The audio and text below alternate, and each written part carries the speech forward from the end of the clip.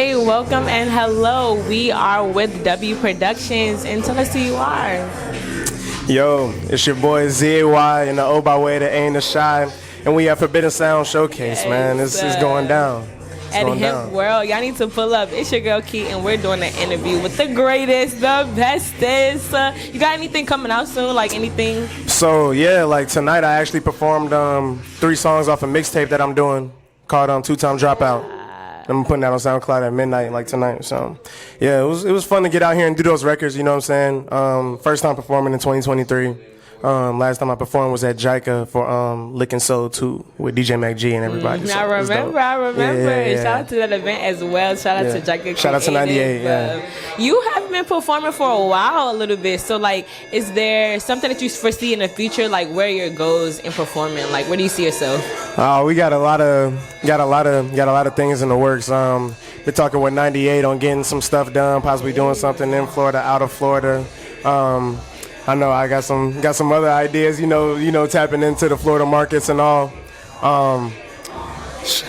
Really just gonna hit the scene once I start to drop a lot of this content. You know, I'm doing this mixtape, but I also got an EP coming through with a lot of the songs that I performed, last fall, when I was doing that little run from September all the way through like November. So like once that comes out, a lot of those things will really be, coming into fruition. I love to see it. So wait, you said Florida. Are you do you see yourself staying in Florida? Like, do you want to go anywhere else? Oh yeah. Do you want to take your artistry somewhere else? Yeah, I don't see the need to go anywhere else. People always say, oh, go to Atlanta. Right. When I tell people I came from Atlanta, they're like, well, why'd you come here? I'm like, it's not really like, it's an untapped market, in my opinion. I can't remember the last big name that came out of Orlando. You know what I'm saying? It might have its reasons for why, that hasn't been. But, if I'm a businessman at the end of the day, so if I need to make a change, I'll make a change. But I see open land for me to do whatever the fuck I want, so. So you said you're coming from Georgia, right? So I'm from Chicago. Okay. I moved to Atlanta after my freshman year of high school, and then I came to Orlando. Chicago and Atlanta, that's like 2 pretty big states for real. Like, what is it like being a black man and an artist as well as a rapper, like in Orlando? Well, I mean, it's interesting because, like you just said, it's interesting coming from Chicago to Atlanta and here. I feel like I've been in the epicenter of what music has been like for a while, like being in Chicago when Chief Keef and all of those guys were coming up, and to feel what that was like and to see how that affected the world, and to know that was happening 30 minutes from where I lived. And then moving to Atlanta at such a time that the Migos were big and Young Thug and 21 and those guys hadn't really stepped onto the scene and become a household name yet. So to be there and experience that energy, and now to be in Florida and you got Kodak doing amazing things. He's been doing that since I was in those other states, but continuing to do what he's doing. You see rising artists out of Jacksonville, to Miami, just Florida in general. And then what we got going here in Orlando. So I feel like I've always been in the epicenter of where music is at, and I feel like music is being swayed heavily by Florida right now. So. Do you feel a part of that legacy, or a part of like leaving something with that younger generation, or like leaving something as just like a part of you? Do you see yourself, or what do you foresee? Oh, niggas ain't nobody filmed me yet, but they gonna film me. Ain't nobody filmed me yet, but they gonna film me for sure. They've been planning a lot. I mean, obviously we've had some conversations, but been planning a lot. It's just a matter of all the X's and O's lining up. But I feel like my time is coming with that. And I feel like everything is lining up to where soon everybody will get to see all the thoughts and ideas that I have actually come out. You know what I'm saying? I think people really don't understand the vision that I have, or even know that I have such a deep vision. So it's my obligation to show them and to do that efficiently. So that's what this year is going to be about, executing.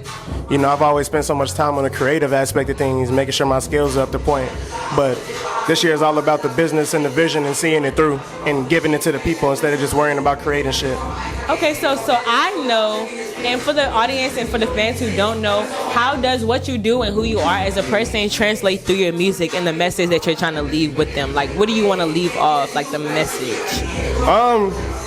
Lifestyle. I talk about what I go through.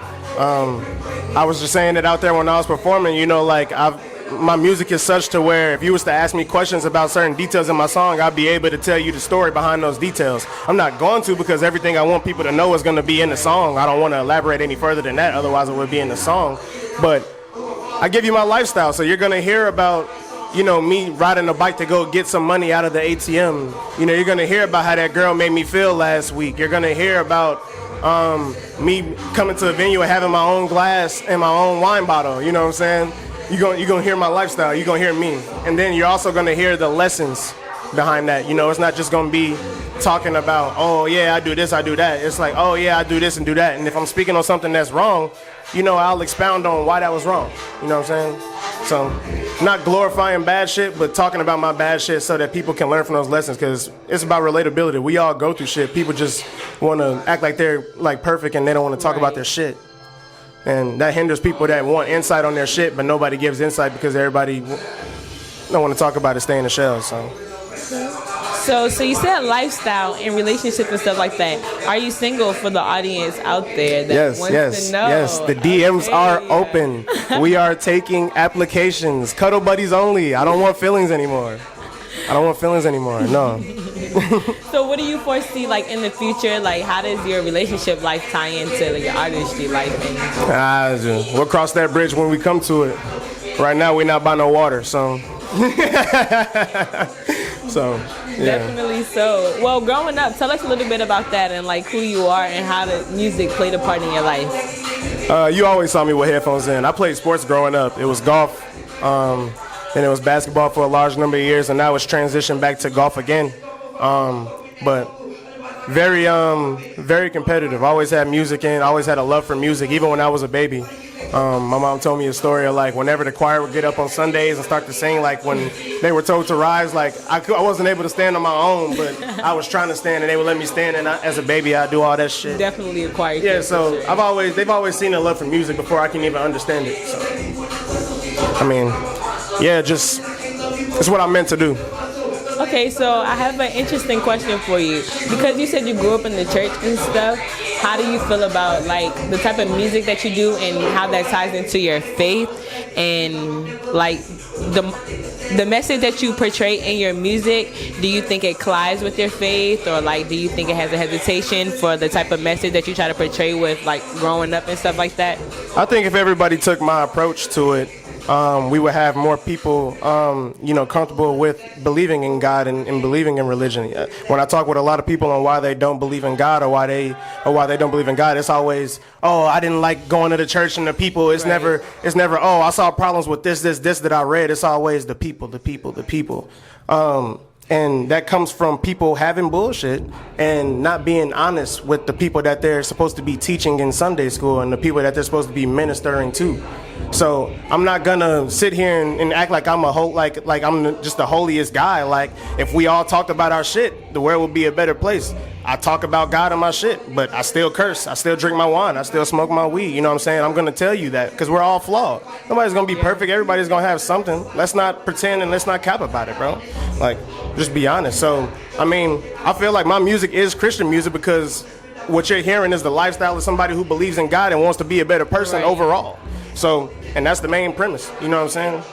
Trying to be a better person, and you know, whether you do that through religion or everybody got different ways. Some people it's not religion.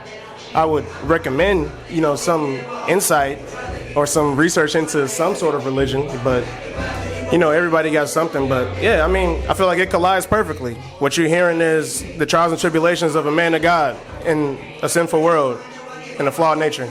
I like that, though. I like exactly how you put it, because we're all sinners at the end of the day, and we all do things that we're necessarily not proud of. But the fact that you're able to, like, stand 10 toes on what you believe and not only preaching that through your music, that's 100% real. 100%. Is there anything else that you want to, like, leave with the audience to, like, take away as you? Burnt Gang, man. Be you, real nuances thrive. Shout out to Oz, shout out to Kyle, shout out to Kenny, shout out to Tay, man. Shout out to the crib, shout out to Blake. You know what I'm saying? Yeah, man. A lot of shit coming soon. Shout out to you. Shout out to William. You know what I'm saying? That's it. Hey, he said it definitely in the best way possible. Shout out to W Productions, Forbidden Forbes. It has been your girl Key with Once It's On, and we are out.